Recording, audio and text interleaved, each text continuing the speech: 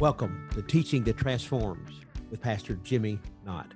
So delighted to have you to join me today. This is a very special occasion. This is my 50th podcast. And over the years, if you've been a regular listener, you know that everything I've done to this point have pretty much been Bible study seasons and episodes. And I really enjoy doing that because I'm a Bible teacher and student at heart. But today on this 50th podcast, I wanted to do something really special that I hope really to do more of in the future, and that's interview folks. But today I am interviewing my youngest son, Justin Knott. Justin is the president and CEO of healthcare marketing called Entropy. He'll tell you more about that in just a minute, but I'm so delighted to have him here. Justin, welcome to the program. Yeah, thanks for having me on. It's fun to be on the mic with you and get to talk about some leadership stuff.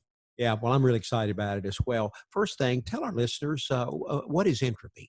Yeah, so we're closing in on 10 years, so we're hitting that, I guess, major important milestone when it comes to entrepreneurship. And really, we are a full-service digital marketing agency. What makes us unique is really since day one, we chose to kind of niche down and where our area of expertise was, and that is, as you mentioned, healthcare marketing. So we really pretty exclusively work with either multi-location specialty practices, so like orthopedics or ear, nose, and throat doctors, healthcare organizations, hospital systems, those things. Because what you've gotten really good at is kind of helping people get in front of patients for whatever it is that they do. Well, in the world where social media rules, obviously you have picked a wonderful niche to be a part of, but not knowing really who is listening, help us understand why is it so important for people in the marketplace, healthcare, or whatever industry they're in? Why is it important for them to embrace social media? I think it's become the digital currency now. I mean, I think it in some ways, especially when you look at LinkedIn, which is where we heavily and primarily focus, it serves in a lot of ways as your resume and your digital footprint.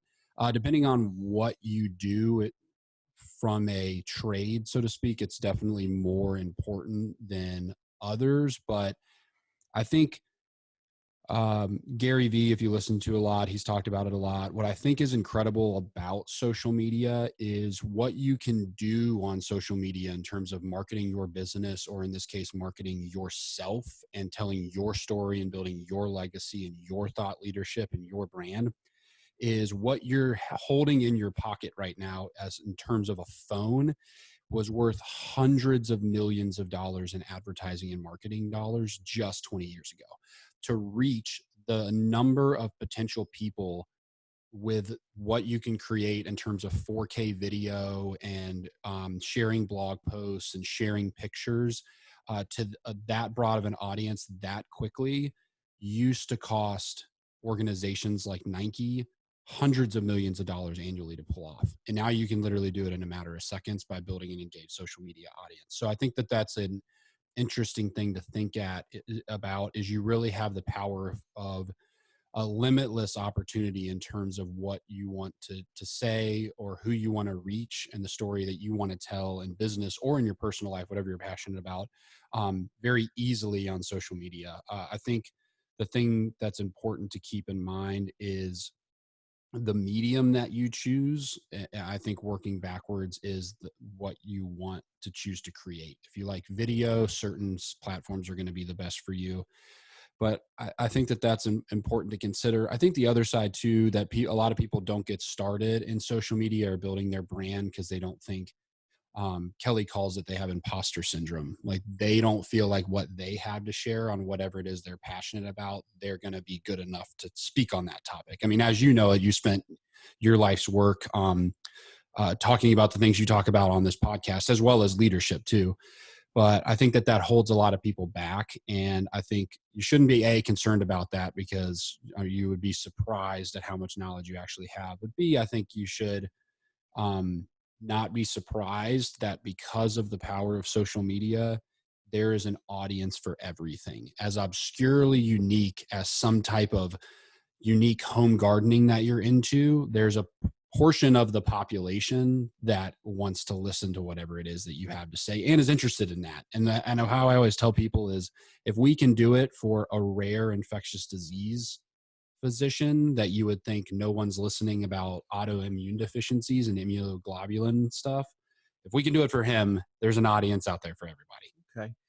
Well, since y'all are primary, Interby is primary in the healthcare marketing industry.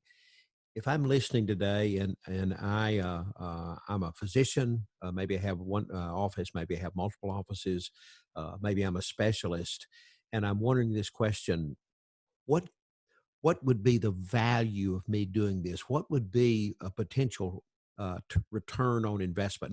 Knowing there's never a guarantee, I For get sure. that. But how would I benefit from this in terms of maybe a bottom line? Yeah, that's a great question. So there's a couple things I think that what's happening in the health ecosystem lends itself more than ever for you to be extremely proactive in reaching patients. And what I mean by that is hospital systems are becoming much more vertically integrated. They're purchasing up a lot of the independent practices. You used to have like an 80-20, 80% independent, 20% hospital ecosystem in a given area, and that's pretty much flipped on its head. So if you're a private practice now, you're fighting against the hospital system as well as other private practices for a given patient population for whatever specialty that you have. So for what we call them gray-haired physicians, but say physicians that have been around for 30, 40 years, maybe are getting later in their career. Um, what they're seeing is they can no longer sit on their hands and be booked out for 3 months because either another vertically integrated style independent practice like a behemoth orthopedic will come in, like what's happening down the road with us with Rothman Clinic coming in, or a large hospital will start vertically integrating all the orthopedic practices. So all of a sudden, all of your referral ecosystem is gone. And so you need to figure out how to go directly to the patient. Okay. But I think the other thing too is, and most people know this, but patients have become more in tune with their own health journey than ever. And so with that they have become proactive in seeking out information and solutions to the health problems that ail them. And what that means is that means what we call it the Amazonification or the consumerization of healthcare. Patients go online and they read blogs. They look for thought leaders on a certain health topic that's ailing them. They engage in social media and videos with providers. They want to educate themselves and they want to feel empowered, and then they want to go to physicians that they feel are experts in that field. And that's what marketing gives you the ability to do as a physician, is it gives you the ability to get in front of the right patient and establish your thought leadership, what we call a know, like, and trust relationship with a patient before they walk in through the door. So the return can be astronomically high because you're not anymore relying on referrals. You're going out and you're kind of controlling your own destiny. Okay. Well, as one of those gray hairs that you referred to, I know that you reside in the state of Florida, and since podcasts are globally available to anyone, uh, does it matter that I'm in Nebraska and I have multiple practices and I heard this broadcast and I'd like to do this, but this business entropy is in the state of Florida? I mean, does it matter? No, absolutely not. We don't go really internationally because Okay. the healthcare laws are so different. We can some Western, like the UK and stuff, follow similar, but we typically stay inside of the continental US or Hawaii. But in terms of working geographically, we're completely agnostic geographically. It really comes down to, honestly, specialization. An orthopedic is an orthopedic no matter where they are geographically. What matters is the competition going to be higher or lower? If you're in what's called like a rural area, you may only have one or two orthopedic practices, so you might not need as much full-blown marketing. You just need to follow the basic X's and O's and do that right, and you're good. But if you're in Los Angeles or Charlotte or New York, the more competitive your marketplace, obviously, the more aggressive that you have to be to kind of separate yourself. But outside of that, no, we can really help anyone anywhere. It's just about what do they what needs are best fit based on what they're doing from a specialty or what geographical area they're in. Okay, there are all sorts of healthcare specialists out there. Can you give the listeners an idea of, in the past or in the present, who are some of the specialty practices that you've worked with? You mentioned orthopedic. Have you worked with orthopedic practices? Yes, absolutely. Orthopedics, I'd say, are one of the largest that we most commonly work with, but we really have ranged the gamut. I'd say to this point, we probably worked with 40 subspecialties or more across the board. I'd say outside of orthopedics, we've done a lot in mental health. We've done a lot in urology. We've done a lot in infectious disease. Actually, funny enough, we've done a lot in otolaryngology, which is ear, nose, and throat. Um, Vascular. Yeah, we really have a lot that we've worked in over the years. So we have a pretty broad understanding of kind of who the patient population is for each of those specialty types and the best way to reach them. Well, Justin, at this point in the 10-year-old company, Entropy, and your healthcare marketing, right now, what are you most excited about in your work? I think right now, more than ever, I guess me as an individual inside of the business, what I'm most excited about is two things: is the team that we've been building inside of the organization has been a labor of love. I've talked to you a lot about it over the years, and it's been the most difficult part of owning a business. As you know, it's something that, again, you've made your life's work. And so I'm really proud of the team that we have built in the organization and those people, and watching a culture begin to develop is really exciting. It's honestly one of the things that drew me most toward entrepreneurship. With my background in athletics and playing college football, it's that team environment. And I really enjoy that a whole lot more than what I did over the first 5 or 6 years. And that was Kelly and I kind of solo trying to do it ourselves.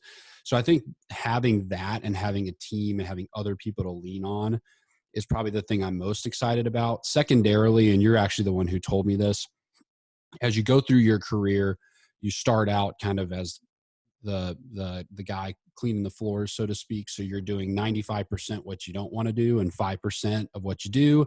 And when you get like, you just retired and you're saying, by this point in my career, I'm doing 95% of what I truly love to do and 5% of the clerical or admin work or whatever it is you don't like to do. And because of the team that I've been able to build, I'm starting to do more and more and more of what I truly love. And so I'm having more and more and more fun in the business. Because I think what a lot of people don't see in entrepreneurship, or anybody that's been in business, started a business, there's a whole lot of the behind the scenes stuff that just is plain and simple, just not a lot of fun.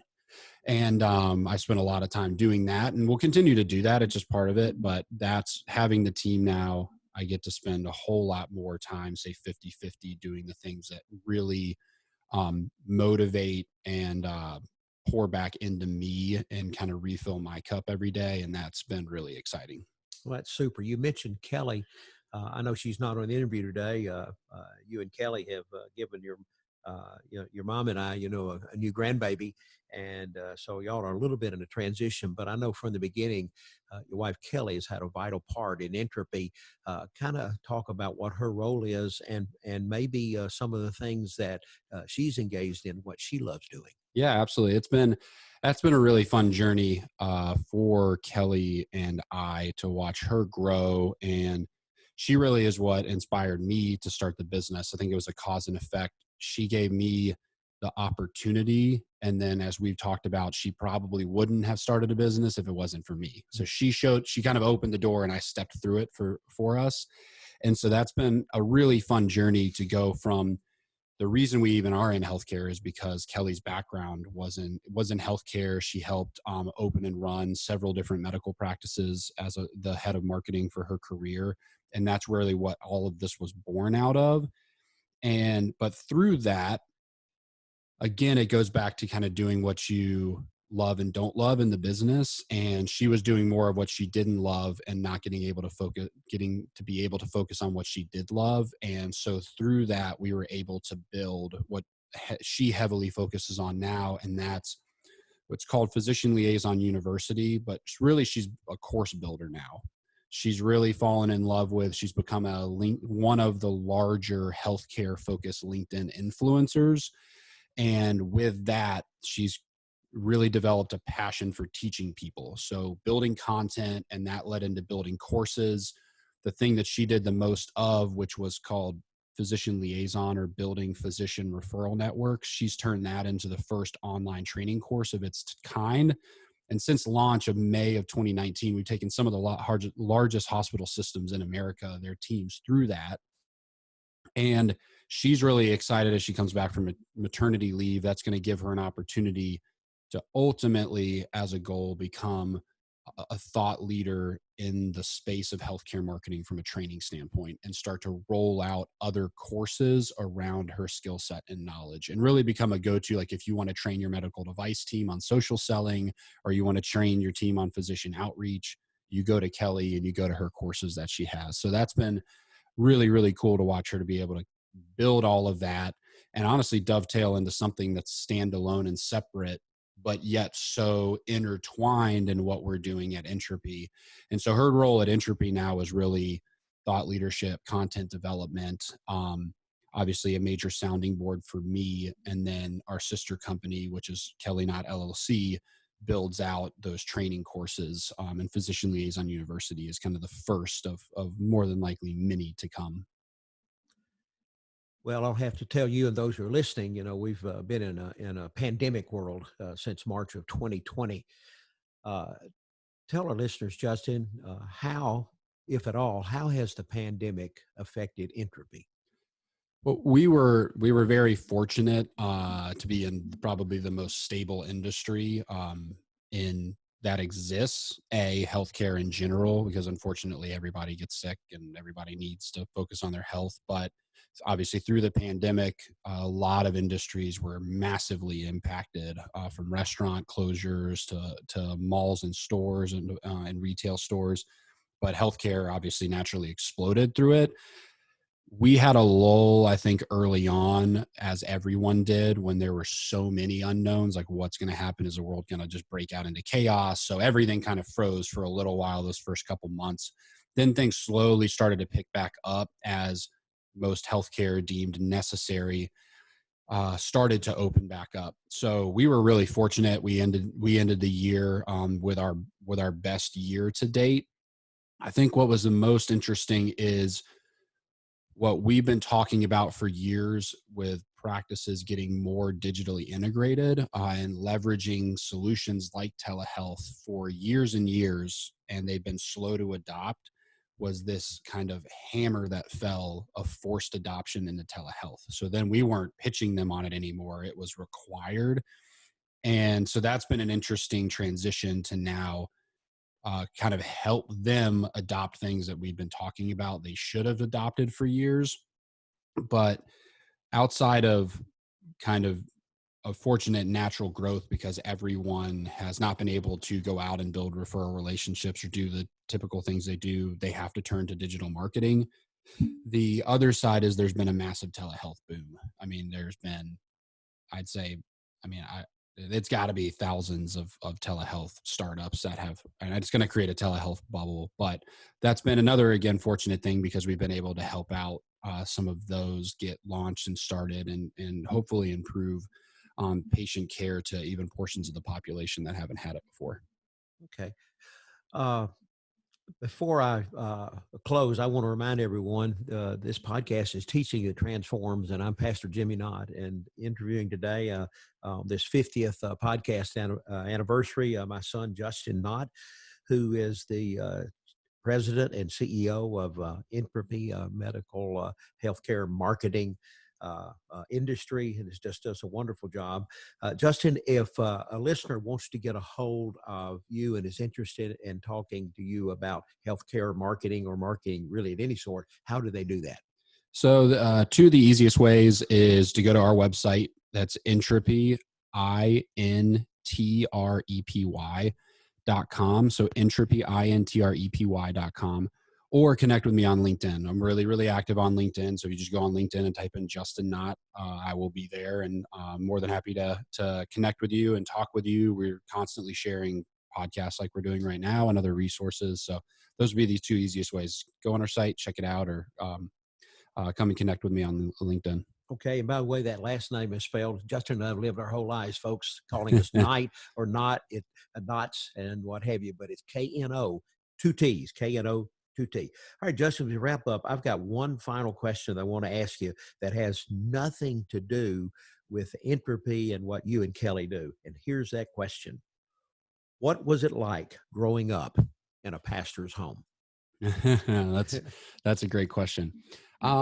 I mean, I obviously I loved it. I think it's definitely a different journey. I haven't explained to try to explain to Kelly, my wife, kind of what that looks like. You spend a lot of time in church and in the church ecosystem. I think the structure of the church, even back when I was growing up, was even more so. I mean, between going to a private school that had chapel on Wednesday, I was in church, I was in Sunday school Sunday morning, and then church, and then you did church at night. So I went home, ate, and went back to church. And then on Wednesdays, we had chapel, and then I had choir practice. And then after that, I would go to your membership class, and then you had church on Wednesday night. So I spent I spent a lot more time in church than the average person. I pretty much lived there between being at the gym when you were practicing with your girls basketball, or I pretty much just never left the school. But I think it was, I think the biggest thing I think growing up inside of a church as a pastor's kid is, and I think even some of our siblings and me included have dealt with it. I think you're so in the middle of it and saturated by it all the time that once you get out and you get your independence and you hit 18 and you go to college and everything, it's different. It's weird. Kind of, it becomes your own journey instead of, not that it was you or mom's journey. It's the thing that you live and breathe like every single day, because you're always around it. And then when you get out of it, you don't have to always be around it. It's your personal choice if you want to go to church and stuff. And so I think that was the biggest thing, is growing up in the middle of it and having such an incredibly strong faith-based foundation, growing up in a pastor's home where a lot of people have none at all. It's almost the other end when you get out, and then finding your own journey is, I think, one of the things that was the most interesting about it that I've learned, especially now having a child of my own, and now sitting down and I'm sure doing what y'all did, is like, we want to make sure that our daughter, and hopefully more kids to come, are raised in a faith-based household, and what that looks like, and what we need to do as parents to model that and everything. So that's what I'd say was one of the most interesting, is making the journey my own once I got a little bit older, because unlike others, it's not just a Sunday thing. It's an every single day thing. And so I think that was the thing that's been the most interesting about my journey, is really kind of as I became an adult, is building out my own kind of faith system as well. Well, great answer. I may have been wanting to ask that question for a long time, but I just did. That was answer. On the spot too. I did not know he was going to ask me that. Well, Justin, thank you for joining me for this interview on this 50th broadcast. I really appreciate it. And I know I don't have to tell you, but I'll tell the world publicly that your mom and I are very proud of you, and Kelly. And thank you for the new granddaughter that you've given to us. For those of you listening, thank you for listening to Teaching That Transforms with Pastor Jimmy Knott. Delighted to have you. God bless.